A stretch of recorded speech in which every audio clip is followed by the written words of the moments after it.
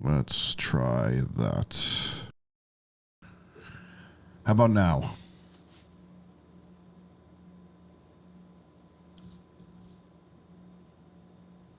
All right. Yeah, unfortunately I had to redo this entire setup. Okay, so here's what I was saying. Yes. So last week my camera was broken, so we literally had to redo the whole setup. Thanks to my bud Nick Karp, who is the god of sound, or I'm sorry, the god of cameras, for hooking this up. I think the camera looks a lot better now, but yeah, I basically do not have a backup camera that can do live streams very well without it looking terrible. So that was kind of a rough one. Anyway, I appreciate you all reacting really well to the last video. You know, there's, I think I mentioned last week, I'm getting ready to kind of relaunch this channel, and it's going to be the same content, but a different way of presenting it. So we're getting it closer to that. But yeah, let's get into this now. So as we know, every conversation about music business right now, we all know it's pretty much based around what's TikTok's implications in the music business. And so right now, there's an interesting article in Billboard. Thank God they put this up now, because literally, I mean, I'm not kidding you. I had put a post-it note here because I thought I was going to have to read from this, but then I found it on the web. I was like, man, watching all that Rick Beato was turning me into a boomer. I was going to have to read from a magazine. Anyway, so this article basically is talking about how a nice little hidden implication that I didn't even think about when we were talking about Halsey the other week, which is that the biggest problem, or one of the big problems with all this teasing of songs that aren't out yet, is that oftentimes, and I'm not kidding, I've seen this numerous times, is that the songwriting, the publishing, and the copyrights aren't settled until, you know, the day of release. A lot of times the way you pressure the lawyers to get these contracts done is they're like, dog, we're releasing this on Wednesday, so you better get to it. And so they're talking about all these bad applications that, like, artists tease these songs where the rights aren't secured yet. All this stuff is going mad. But, you know, I think, like, over and over again, like, what it even is that, like, labels are now using this as an incubator to see if they should put their might into a song by whether it blows up on TikTok. And, like, man, like, this is seeming like a real thinking for people who don't think recipe for disaster. There's going to be so many good songs shelved if this turns into a thing. And there's a lot of people pushing back on it in this article. For a handful of reasons, this whole teasing thing is stupid. And, like, yes, there is successes. Like, there's, in that Estelle Caswell video we watched the other week, like, obviously that person hadn't even made a full song yet and started to blow up because they had a following and people wanted to hear the rest of it. Yeah, like, it's funny because, like, you don't... I made this video about teasing, and it was before this whole TikTok thing really went crazy with the teasing, but, like, when somebody hears a song, they don't have an opportunity to build a relationship with it and save that song and put it on a playlist if it's not available yet. So when you're an unknown artist, that's the worst thing you can do. I mean, I actually think about it that,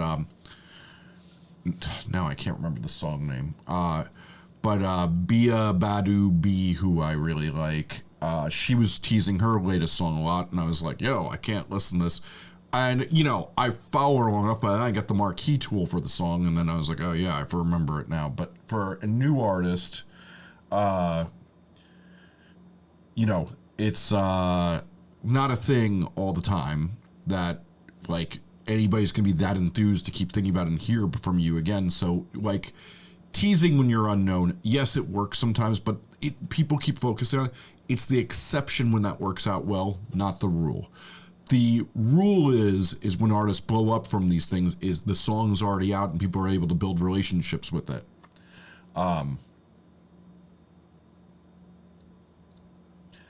See, I don't think that that's true for everybody. I think most people like a song enough to keep giving it a try, and you have to have a relationship with an artist to want to keep listening to it over and over. Like if it's an unknown artist that you have just discovered and you hit play and you don't feel anything from it, you're not gonna be like, well, I should give it 3 more tries in the next week.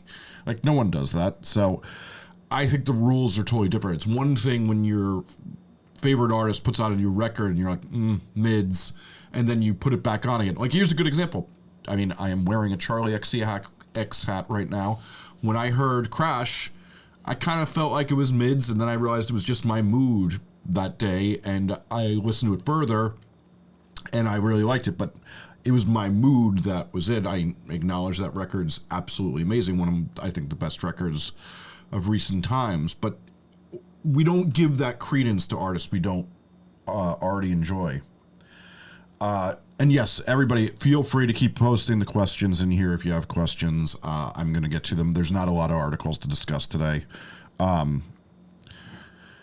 Yes, so Worms are, unless it starts trending, you can't help it, but hear it over and over. That is correct, but what I would also say is it's very rare a song's going to trend unless it has some immediate emotional value that people like. People like songs don't go viral that are like deep listens that like you have to listen to over and over again. Like right now, there are like, you know, I can think of countless groups who like I've mastered records for who, you know, a lot of people are like, you know, you hear the brilliance after it, like whether it's like Teddy Hyde who I've mastered stuff for or Penelope Scott. But what also makes them viral is a lot of people get it on the first try too, is that there's a deeper thing when you go deeper, but the initial has to be there. Okay, well, Matically just hit the nail on the head. Why does everyone that blogs love Charlie XCX? Dog. I love it. With her and Iconopop is the most #1 Bloghouse song of all time. It's the most popular Bloghouse of all time. It's right there. The evidence is right in front of you. Yeah,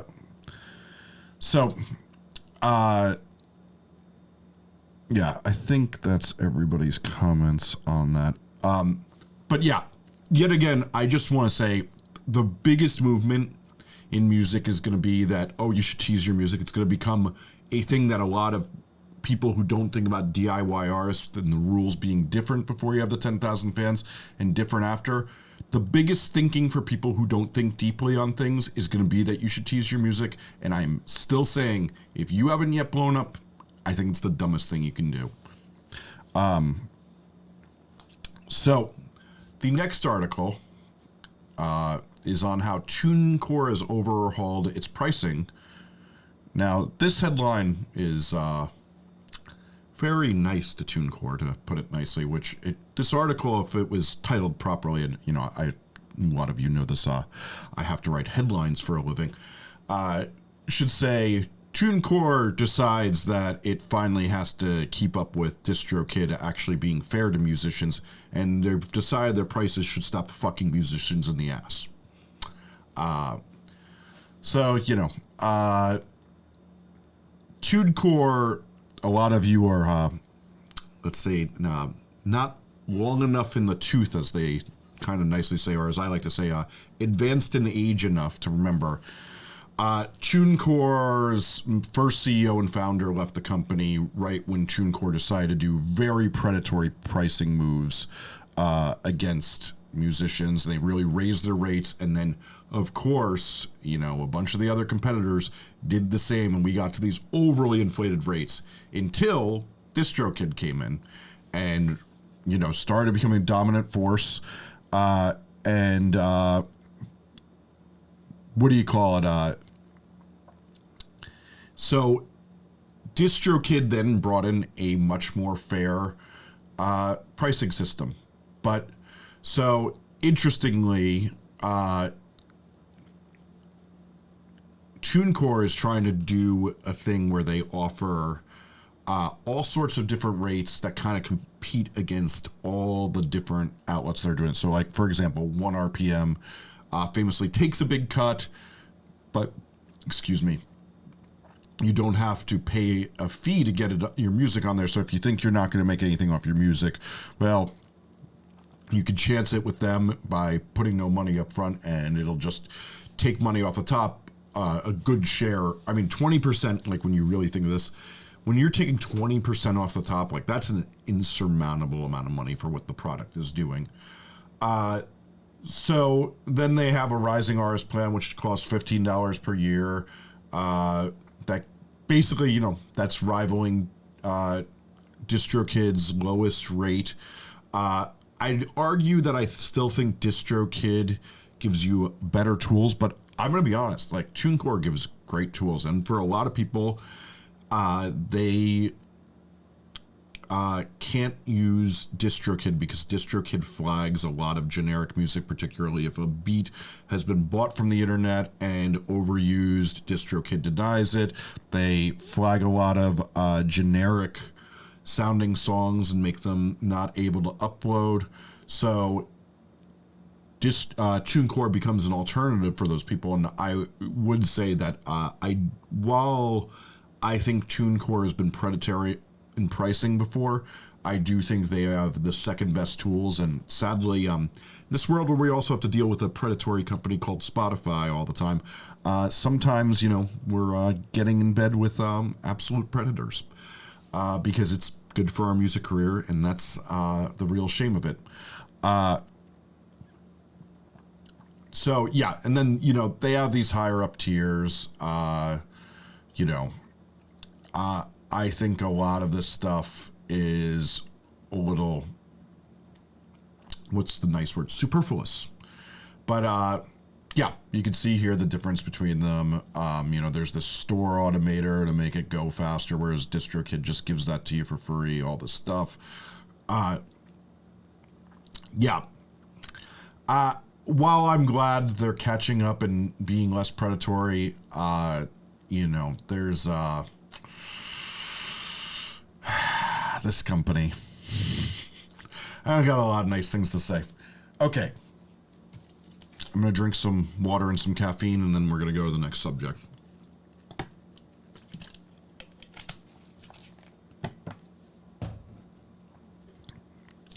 Adam B. Is Tunecore unique in monetizing the micro content on TikTok? No, it is not. DistroKid has the same thing.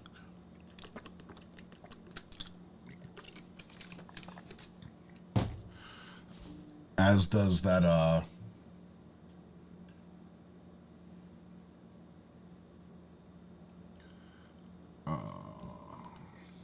okay. So, if you guys don't know who Dixie D'Amelio is, your life is not as cursed as mine. As I've mentioned before, I produce this podcast called Don't Let This Flop for Rolling Stone, and we talk about all the TikTok clout goblins and what they're doing. So this very, well, they're calling her a 20-year-old TikTok powerhouse turned pop singer. Just released, you know, a new song, or yeah, it looks like a new album. 15 tracks. But they think that, and the headline kind of says it, won't use TikTok to market her debut album, I Want to Be Respected. So, while I think this is admirable, I think one of the biggest mistakes musicians make is thinking that the medium or the method of marketing can cheapen their music a lot of the time, and they make a big deal because they hear feedback from an audience that says like, ew, I didn't like that, or whatever it is. But here's the reality. The only thing that gets you respect from an audience about the deepness of your artistry is making music that has deepness and layers and content that has deepness and layers around it. Taylor Swift, her audience finds deepness and layers in her music.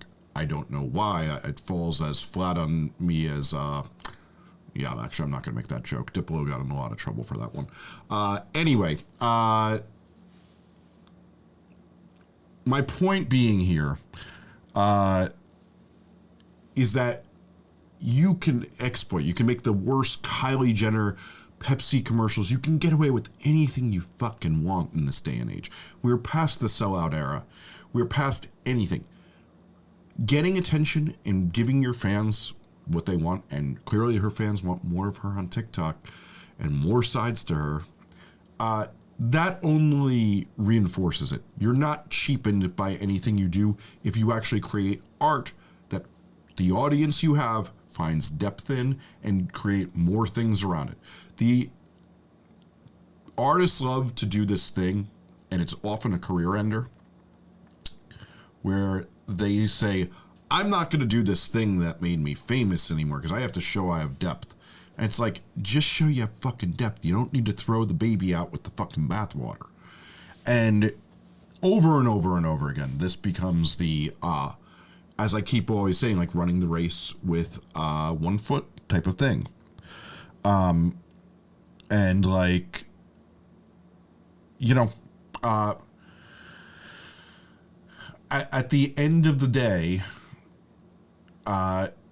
it's like just funny how like this gets hailed, and you know, I could see why somebody would write an article on this. It's a very good hook, you know, as the content producer side of me always sees these articles sympathetically, but she's saying here, I'm always the first one to judge myself or overthink everything, where I'm like, this is going to be a problem for this reason. Yeah, I think that's what's happening here, Chief. And like, it's just so funny because, like, you know, we all know now that, you know, this person only has a record deal because of their TikTok following. And it's like, oh, you know, there keeps being this theme here. We were talking about this on the last stream about these artists, they get signed by doing TikTok well, and they're like, I don't want to do TikTok. It's like, this is like when you got married for having a really hot body and you know, let it go. Like, you know, if this was the thing the person liked about you, they're not going to be too thrilled when you decide, I don't want to do that thing anymore. Yeah, I don't get it. I do see there's some kinds. Yes, I do have big words. You know, it's funny. I've been trying not to use the big words as much anymore.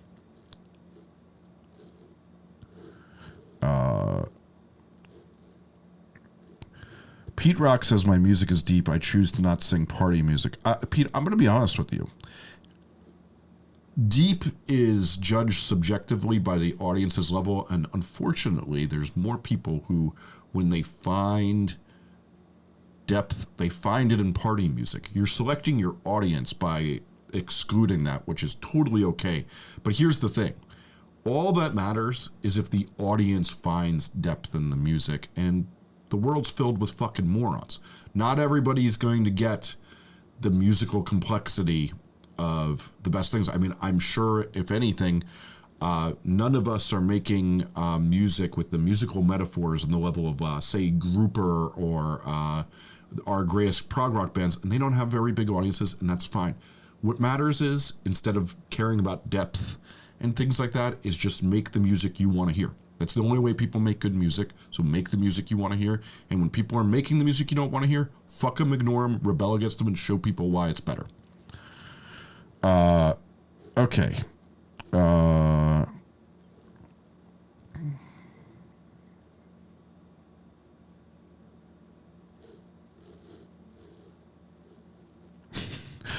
I like Fear to Stop's think that it's better to hear that people are barely literate. Listen well. There will be none of this Jesse superfluous canon. I used that book. I literally used that word so many times in my last book that there was jokes about that. Okay. here's what I want to do next is I'm going to drink, and we're going to talk about Kate Bush. Then I'm going to talk about the most common question I get from y'all and explode that a little, and then we'll go to the questions. So make sure you got your questions ready, because we're only going to do this till that's done, and this is not going to take very long.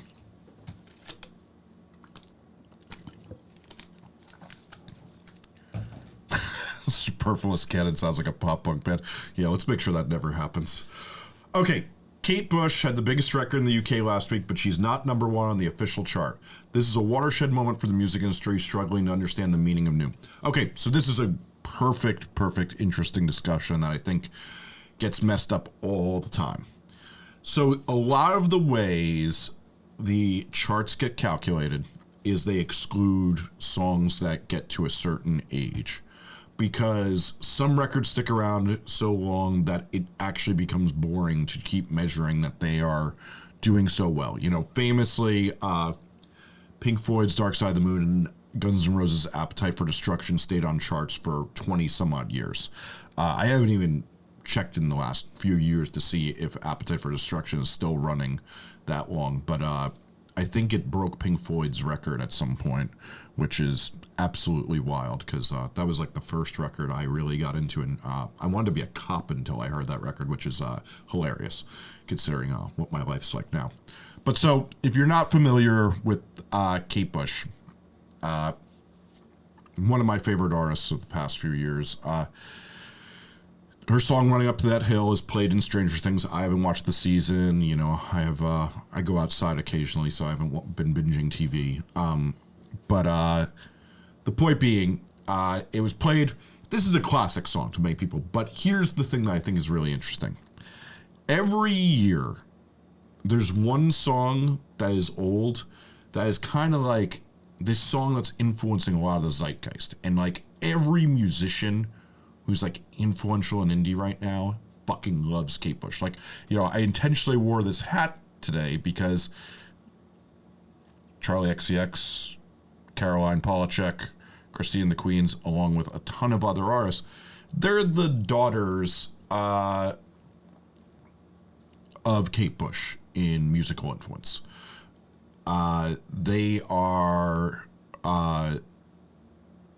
like probably Kate Bush's influence on them and their artistry is some of the strongest. And so last summer we had Goodbye Horses by I can't think of who Goodbye Horses is by, but that song became the song last summer. That was this. It was a song that sounds like what's on the charts today, but is now but then became hugely popular, played in every hipster. Yes, thank you, Religit, Q Lazarus. That song started getting played everywhere, started having a burst of streams. And, you know, this is a thing that always happens. You can recontextualize a song. And just as, like, what's the interesting thing here is they're excluding this Kate Bush song. But, you know, like Glass Animals or Bastille, which sound like they should be on the radio because they sound new. Those songs aren't new. They were multiple years old. The Bastille song was 9 years old when it got its TikTok glow up. So it's interesting because the charts choose what the borders are, and the charts are very corrupt. As we saw with Lil Nas X, you know, they disqualified it from being a country song because it was number one in the fucking racist white hicks rock. No, man, I can't be having that, man, on the charts. Shit, man. Okay, Alan Hayes Music says that, yes, the Silence of the Lambs song is where it first got popular, but then it was on Jay and Silent Bob, too. Anyway, one of the weirdest things we have to always remember is the charts are corrupt in that way, and you can't measure it. What you measure it in is growth, and you could see some of that stuff on Chartmetric and things like that, but what's truly crazy is, like, this song has taken over the musical conversation. My buddy Charlie Harding from Switched on Pop did a great episode on his podcast. As I've said many times to you all, I can't think of how many times I've said this at all. If you're not listening to Switched on Pop, you're fucking up. It's the best podcast on music and the discussion of music, and really, like, it comes from a deep knowledge of music. They're both really good musicians. I've been a huge fan for years. But they did a great episode on this. Okay. before I start getting into the questions, I want to talk about the number one question I'm asked, and kind of, I've done a short on this. I've talked about it before, but I think I found a better way of discussing this, so I want to put it out there. So the number one thing I get all the time is, my music's diverse. Should I have different aliases in order to create? And is Spotify going to punish me if I create diverse songs? And the answer is yes. Spotify is going to punish you if you create diverse songs. It is so impossibly hard that if you have a pre-existing audience, I mean, literally, let's say you have 1,000 monthly listeners, that if that's a hip hop song, and then you put up a heavy metal song or an EDM song, that song is going to get a popularity score that will get you considered for any playlist. It's going to probably tank. And now some of this is, we can blame Spotify. But what we also have to blame is people like you for a certain emotion you create. Like I've said this many times, we all get addicted to an artist's emotion that they create. We want more of it. We become addicts for the emotion they create, and then we're mad when they don't create that emotion anymore. That's literally what we do when we get mad when we don't like their album, is we're an addict of a certain emotion, of a drug that makes us feel a way we'd rather feel, and now we're angry you're not giving us our fix, and we act like fucking addicts and lash out like morons and write dumb tweets and stuff like that, and leave dumb comments. Anywho, so Spotify's algorithm is a reflection of that. But I think like the most interesting thing to see here is, there is a way around this. It's very easy. I mean, we just saw with Tunecore that like they now have this free plan. You want to fuck around and find out and play with different musical identities? Go right ahead. You can do that all you want. I mean, it's like a funny thing of like, I like a bunch of artists who are like aspiring underground artists who create under a couple different names. I even have a few consulting clients who, they literally create under a few things, and like one of them, they create under 3 names, and one of them like can't get 10 monthly listeners, but the other ones are in the 30,000s, and like that's really cool to see. And they're like finding what they want to do, and they still are just creating the music they want to create, but they're doing it in a way that lets algorithms process. So interestingly, I was at an event last night that YouTube had a mixer in New York City with all these strategy papers, and they were telling a bunch of us influencer dorks how everything works.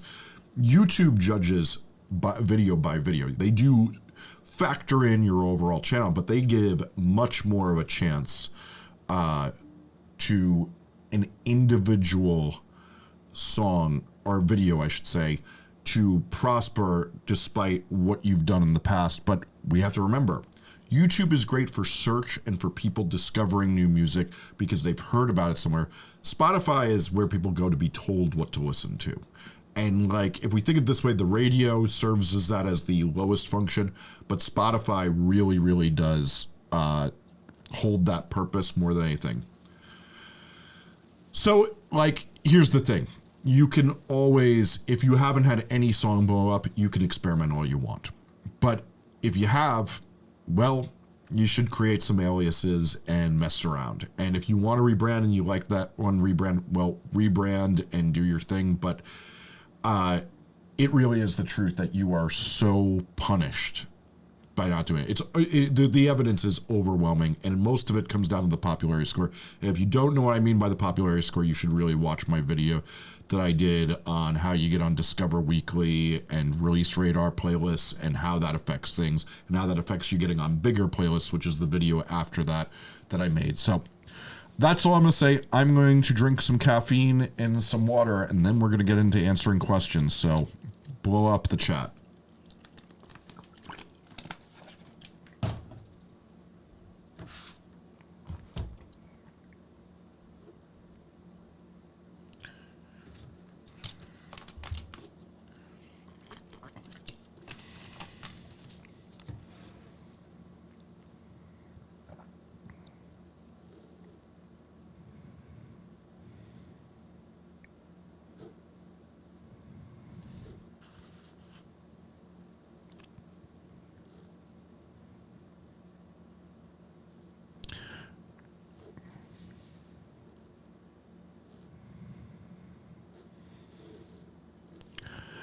So Panginer, yeah, definitely messing that up.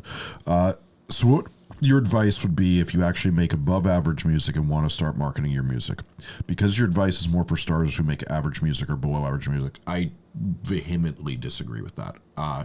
My advice is not for people who make below average music. My advice only works if people like your song. It's not about the quality of the song. Also, that's totally subjective. You can't measure that. Like, sure, you could look at your Spotify popularity score if you want to do above average music. But, like, my advice is all how you get attention for songs. But what has to happen after you get that attention is somebody still has to say, there's nothing any music marketer's ever been able to do in the history of the world that can make somebody keep listening to a song they think is fucking trash.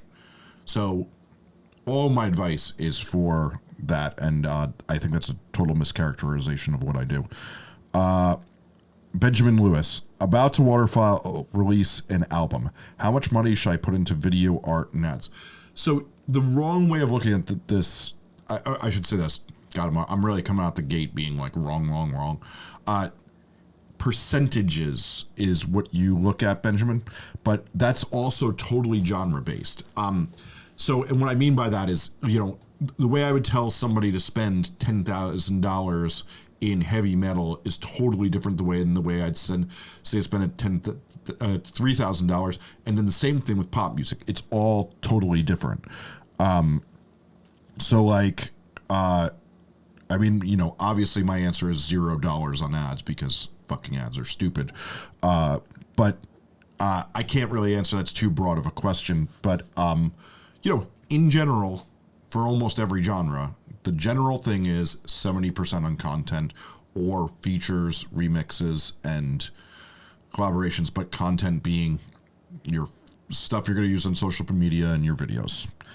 But that's general. And honestly, there's some genres I'm really changing my mind about that. And I've been writing a video like that for the Musformation 3.0 relaunch about the differences. So, all right. So Bernardo Reyes says, so a lot of bands in my country are in a micro genre called Ecuadorian indie.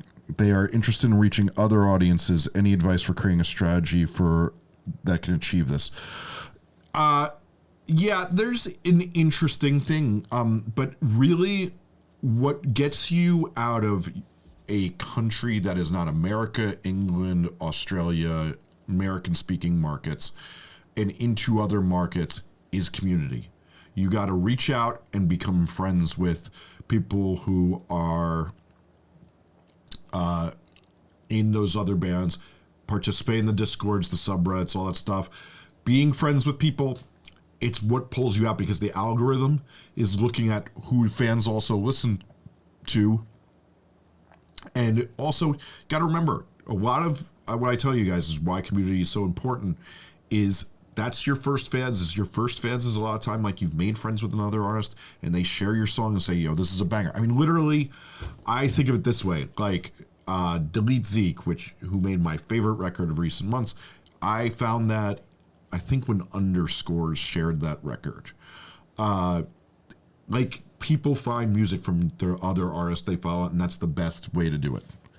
But particularly when you're in another country, like like a funny thing I think a lot. I produced this band who became absolutely huge for years called Basement. They were probably like the first big band of the grunge revival. But the untold secret of Basement is their first co-sign was Man Overboard, who I managed and produced, and Man Overboard brought them around, put out their first EP on the label that I ran with them, and then they got signed to Run for Cover, which was a really aspiring, influential label. But yeah, the only way you get out is cosigns, and you got to build community to do that.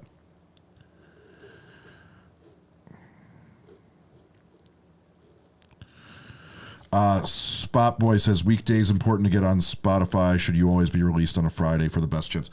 Spotify themselves says you do not need to release on Friday for the best chance. It is a myth that I unfortunately see these fucking morons who rephrase my videos as on TikToks spread that know absolutely diddly shit and just literally just spew whatever the last person they heard say something to, so they can get clout because they're a little clout goblin piece of shit. But no, that's wrong.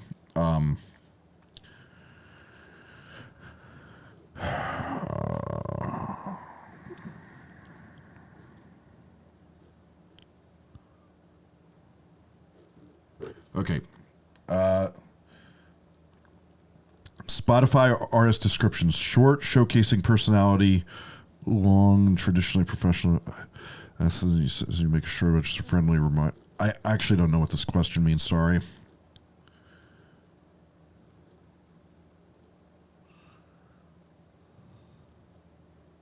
Okay, Geranium Drive says, JSC, do you know any good places to find examples of release pitches that actually got placements in a playlist?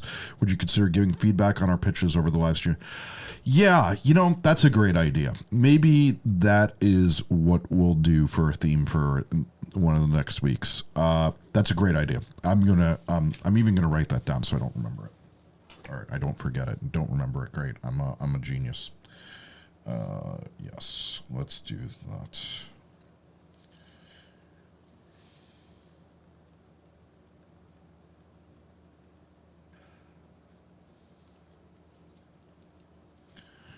Hell yeah. Great idea.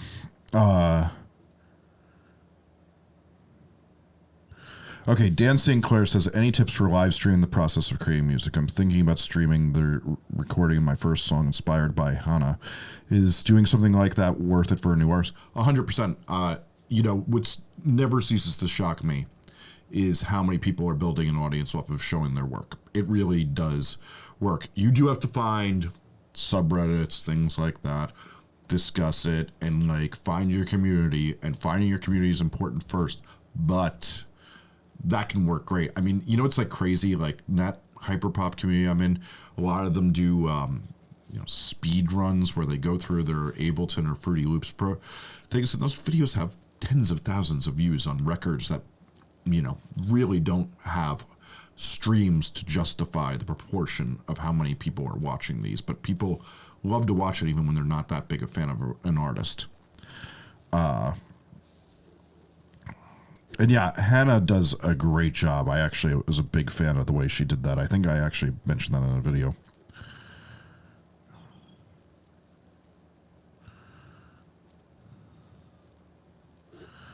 Okay, Rye Legit says, hey Jesse, any tips on writing a bio that isn't corny and lame? Yeah, I mean, if you watch that video I did on how to pitch your music, it's basically the same thing, and then there's a chapter in Get More Fans on how to do that too. Sorry to make it paywall, but sometimes things are paywall, and unfortunately, a lot of what I'm going to try on the channel is I think I've found a way to finally make it so I could talk about some nerdier things and still get views. So we're going to be experimenting with that, but maybe I'll be able to make a video like that if that works out. So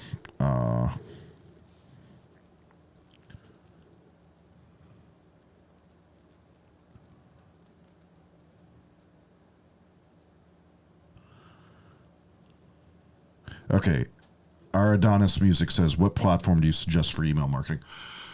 Okay, hate to endorse Jeff Bezos, but Amazon's email product is fucking crazy good for no money. It costs nothing at first. MailChimp has great stuff. Limited Run, who I don't know that a lot of you know who that is, but they're like a merch fulfillment store type thing you can use. They have a great email product that is free with their platform and very affordable. Very bare bones, but it's literally everything you need at a basic level. But Amazon's is a little more complicated, but the price is right, which is $0. Yeah, that's another video I want to do, but yeah, busy. Well asks, any recommendations for anything cheaper than Chartmetric? I wish there was something, but there's not.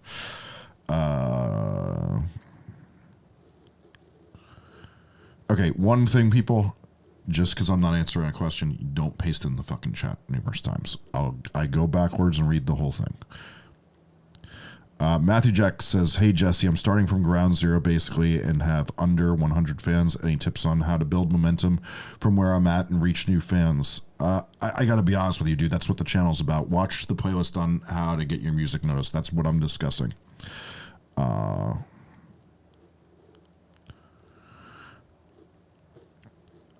Will says, probably answered before, but when is the best time to pitch content to creators for new songs? I actually recently showed you in one of the videos how to use Chartmetric to figure that out. I think it's the how to get on big playlist one, but I show you how to make that calculation.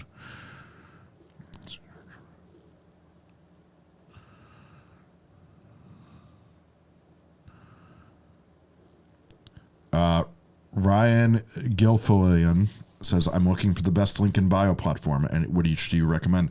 I made a whole video on Koji. I used Koji before they paid me to make a bunch of videos and sponsors for them. That's why they reached out to me. I use Koji for everything I do, whether it's podcasts or anything. As the old saying goes, I'm not only the hair club president, I'm also a client. I love Koji. I think they make the best product. And it's funny because Linktree just updated, basically trying to rip off Koji, and they did a terrible job. Art Callis says, "Would you say that's more valuable to lean into social media or focus on performing live as a singer-songwriting alt-rock guy to get new fans?" Okay, this is an interesting one because there is a lot of truth to that. You just get to so many more people, and playing live can be somewhat useless, specifically if you're in a shitty city for it. Really, at the end of the day, both things can work, but you need to put in hours on either one. I hate to be so, but here's the real fact of the matter is, if you can figure out how to make social media work for you, it's undeniable that that's a better option. But there is this secret of live music that when people hear stuff loud and in a room with other people, they feel songs they normally wouldn't feel much more emotionally, and that is a great hack for things. So, okay. Exquisite Endeavors Entertainment says, "You've said before, don't release music around holidays. Is releasing a music video December 30th for a single drop December 2nd, I think you mean January 2nd, too close to Christmas, New Year's Eve?" Yeah, the last 2 weeks of the year and really the first week of the year are cursed. December 14th to January 8th, which I always say since it's my birthday, they're cursed, as is what we're about to come up on, which is the last weeks of July into August. You get the biggest slowdown on the internet of all time, and then it creeps back upwards. Josh Cabal says, "What's your thoughts on mixtapes? Is it smart for me to drop one before I push my big single?" Yeah, listen, we have to remember, a mixtape is just a way of saying this isn't an LP at this point. Now, it's one thing if you're going to do a hip-hop format mixtape and have it be a continuous song type thing. But mixtapes do a lot for showing artistry of somebody. It's still a very marketable thing. It all really depends on the genre.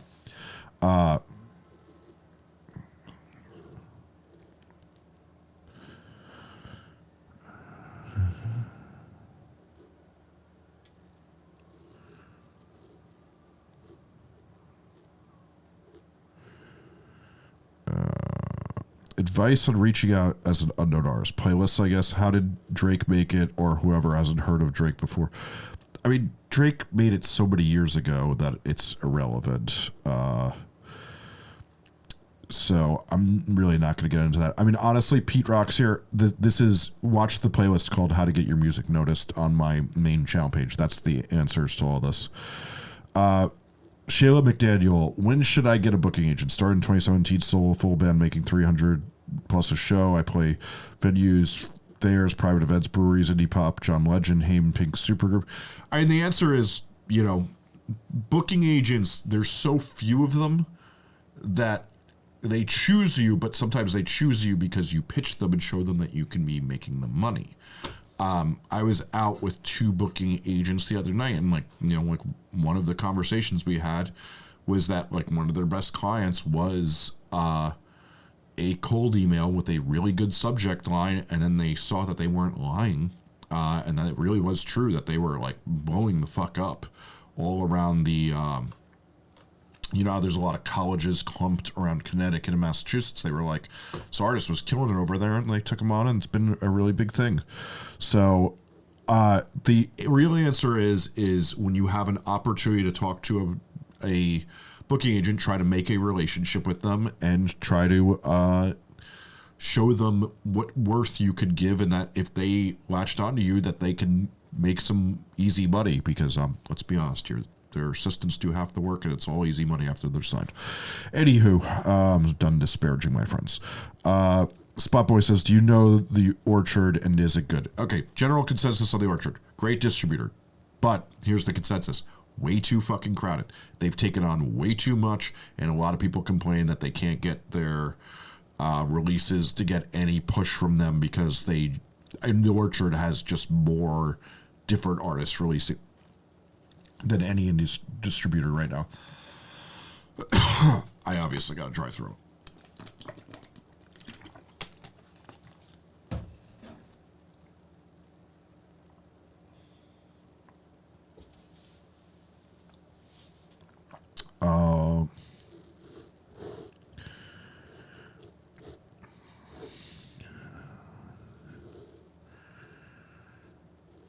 As an instrumental electronic artist, how would you recommend alter your recommended release schedule of still image, lyric video, music video, since there isn't a lyric video?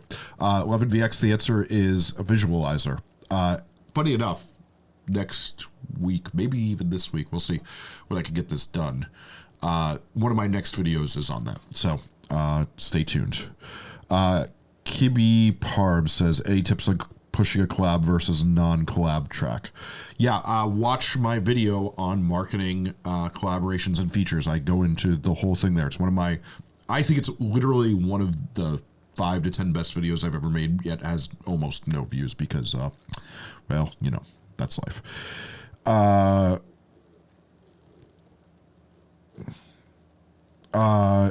Well, any tips for collabing as a band? The similar answer. If you go back to the start of this channel and just look through the uploads section and start at the beginning, I made tons of videos on how to collaborate as bands. And to be honest with you, and I think I say every live stream, Processing Creativity, my last book, has whole chapters on the things musicians miss on collaborating. It is free on the Noise Creators feed as an audiobook, or you can pay a modest price to to buy it and support and read it. Blink Zove says, did you write a children's book on a unicorn? Definitely not me. I'm not the biggest fan of children, in case you were wondering why I'm so old without any.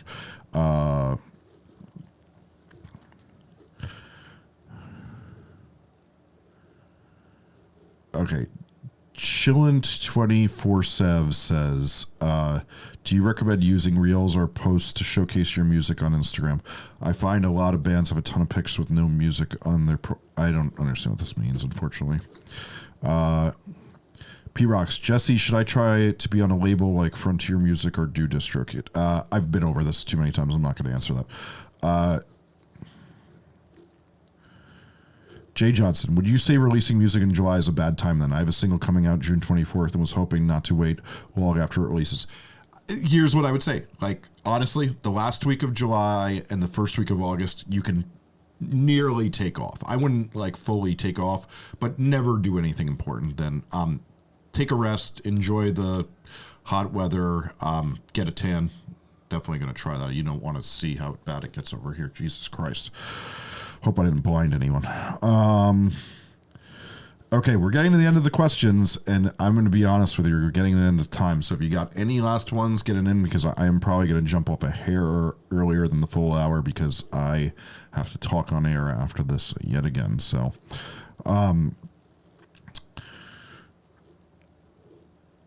Well says when, or no, is that the last one?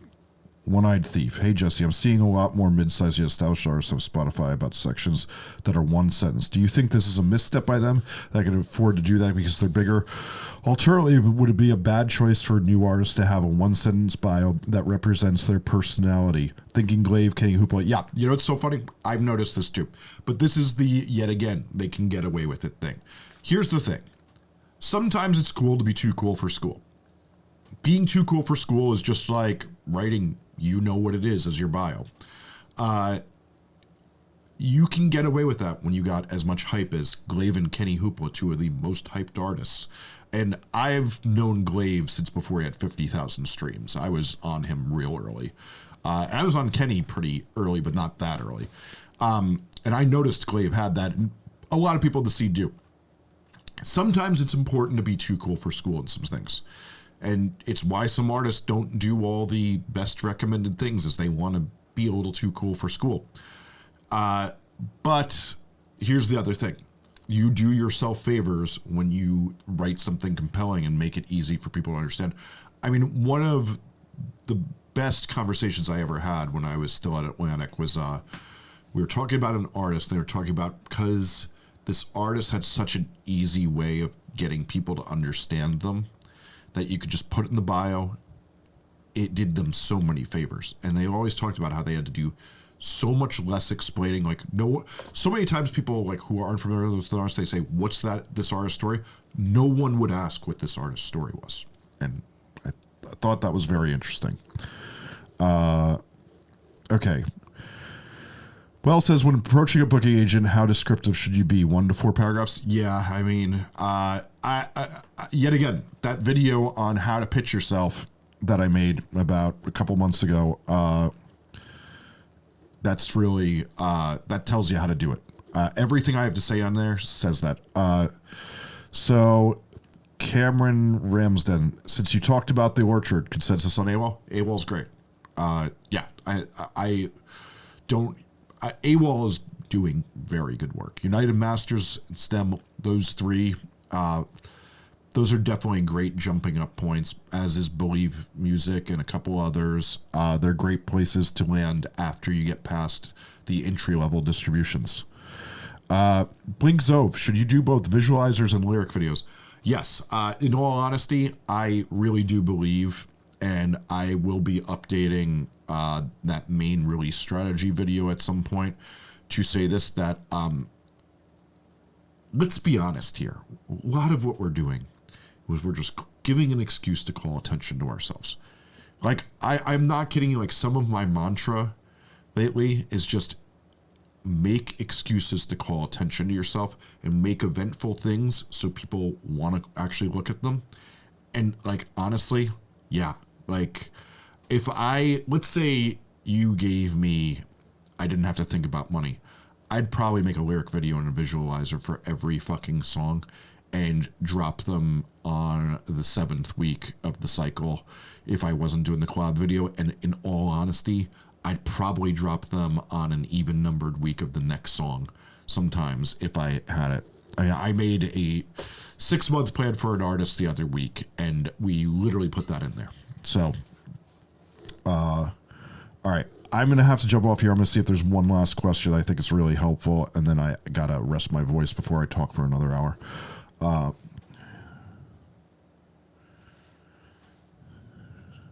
Shayla, so the NFT thing, I think we're still too early on this stuff. I think it's going to be great at some point, but we're not there yet. I will be sure to make a video the second we're in Vela.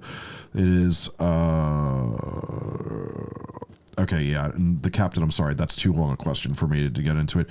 Thanks so much, guys. I gotta clear my throat and try to gargle something before I talk for another hour straight on whatever radio I'm appearing on.